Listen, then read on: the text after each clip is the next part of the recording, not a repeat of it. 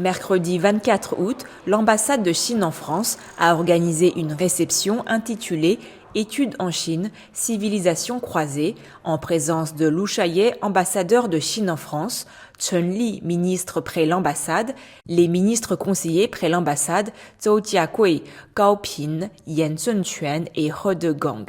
Plus d'une centaine d'invités étaient présents. Parmi eux, des étudiants internationaux français et des diplômés qui ont étudié en Chine, des représentants universitaires, des représentants du ministère français des Affaires étrangères et du ministère de l'Enseignement supérieur.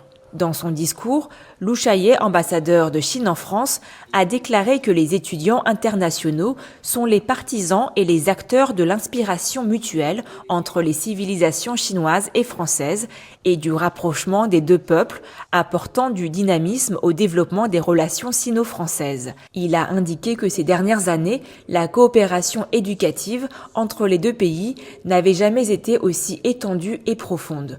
Avec plus de 40 000 étudiants chinois en France aujourd'hui et plus de 10 000 étudiants français en Chine avant l'épidémie de Covid-19, ils représentent dans les deux pays l'une des principales communautés d'étudiants internationaux. L'ambassadeur a souligné qu'un certain nombre d'universités chinoises et un grand nombre de disciplines se sont classées parmi les leaders mondiaux, offrant des opportunités illimitées aux étudiants du monde entier. Évoquant l'épidémie de Covid-19 qui a freiné les échanges interpersonnels et culturels entre la Chine et la France, il a déclaré que la Chine a repris le traitement des visas pour les longs séjours dans le cadre d'une formation diplômante, ajoutant que les étudiants titulaires d'un permis de séjour étudiant valide peuvent désormais se rendre en Chine sans demande de visa. L'ambassadeur de Chine en France, Lu Shaye, a exprimé le souhait qu'à travers ses voyages en Chine, les étudiants français et leurs proches puissent mieux comprendre la Chine. Et je souhaite à tous les amis ici présents santé, réussite et bonheur. Je vous remercie. Lin Chongqing, président de l'université Jiao Tong de Shanghai, l'une des plus prestigieuses universités chinoises, a déclaré que son école a mené une coopération amicale et approfondie avec les universités françaises dans de nombreux domaines, tels que les visites académiques mutuelles entre enseignants et étudiants, la co-création et le partage de cours, la recherche scientifique et la coopération en matière d'innovation. Il a déclaré que grâce aux efforts inlassables de la Chine et de la France, l'école d'ingénieurs ParisTech Shanghai Jiao Tong, née de l'alliance stratégique entre ParisTech et l'université Shanghai Jiao Tong, a obtenu de nombreuses réalisations et distinctions remarquables. Alexandre Jarret, futur étudiant de l'Université d'aéronautique et d'astronautique de Pékin, et Vladimir Herbal, qui a obtenu la médaille d'or au concours Pont vers le chinois, ont partagé leur expérience de la langue chinoise et de la Chine. Dans une ambiance chaleureuse, les invités ont assisté à un récital de poèmes en chinois et à un spectacle de guzheng et guitare.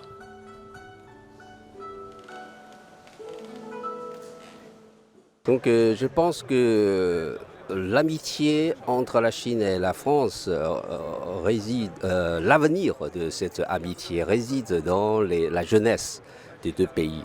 C'est pourquoi il est très important de promouvoir les échanges des étudiants entre les deux pays. Ces 2 dernières années, à cause de la Covid-19, cet échange a été perturbé un peu. Ouais. Mais avec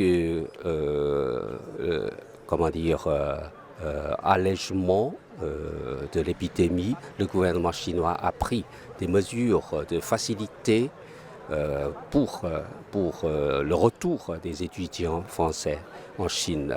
Et j'espère qu'ils peuvent continuer leurs études en Chine et leur séjour en Chine sera, très agréable et leurs études en Chine sera réussie. Et j'espère qu'ils peuvent jouer un rôle de pont entre les deux peuples.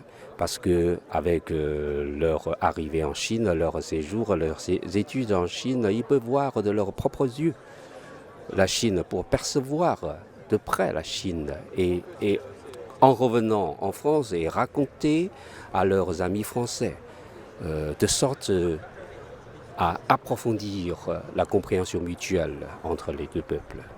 Mais j'espère que de plus en plus de jeunes Français iront en Chine pour faire des études, pour apprendre le chinois.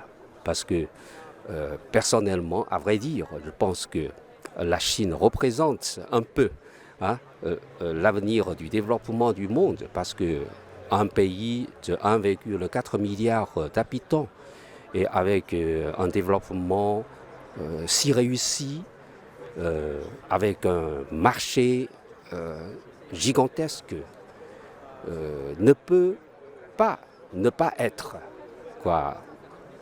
un bon choix pour les jeunes Français. Pour le moins, ils peuvent découvrir un autre pays tout à fait différent de la France. En fait, c'est le cœur du réacteur de la relation entre pays. On a besoin de jeunes qui découvrent l'environnement social, économique, culturel, pour finalement s'enrichir de ces différences et mieux comprendre l'autre. Donc la mobilité des jeunes, que ce soit des jeunes français allant en Chine ou de jeunes chinois venant en France, constitue un terreau de futurs ambassadeurs qui seront finalement les excellents interfaces entre nos institutions pour mieux comprendre l'autre, mieux comprendre les différences. Et donc on a besoin de cette mobilité au niveau des jeunes. Plus elle est jeune, plus elle sera importante et plus elle sera utile à la fois pour les jeunes et aussi pour le développement des relations entre nos deux pays. Et je me réjouis d'entendre l'ambassadeur nous dire que la politique du zéro Covid dynamique qui a été mise en place en Chine permet de nouveau une mobilité, une délivrance de visas permettant de renouer ce dialogue entre nos cultures dans l'avenir. La Chine, ce qui m'a étonnée, c'est que je m'attendais à une ville très vieille, très traditionnelle, même si c'était très joli. Et finalement, je suis tombée sur une ville qui est très très moderne, c'est assez étonnant. Je suis allé en Chine en septembre 2019 lors d'un échange scolaire avec un autre lycée, l'université BFLS en Chine, à Pékin. Du coup, lorsque nous sommes allés là-bas, nous avons pu aller en famille d'accueil et ainsi nous avons découvert la culture chinoise d'un autre œil, non pas par les médias ou quoi que ce soit. Nous avons pu voir de nos propres yeux comment se passait une journée, comment les élèves travaillaient, nous avons pu aller voir les cours, etc. Et je trouvais ça très intéressant de voir du coup la différence entre l'éducation en France et l'éducation aussi en Chine. Je m'appelle Yelena, mon prénom chinois est Tai Yinglei. Je suis allée en Chine il y a 3 ans à l'université de Chongqing en tant qu'étudiante en échange pour étudier le chinois. J'ai choisi la Chine parce que c'était une civilisation qui me semblait très très intéressante. C'est aussi une civilisation à laquelle on est, on va dire, peu sensibilisé, ou sinon on est sensibilisé plutôt dans les stéréotypes. Et ça m'a permis aussi de consolider ma vision d'avenir par rapport à la Chine. Où est-ce que j'envisage de travailler, quel est l'environnement dans lequel je souhaiterais évoluer, et je pense que la Chine est là-dedans. Reportage par Mandarin TV.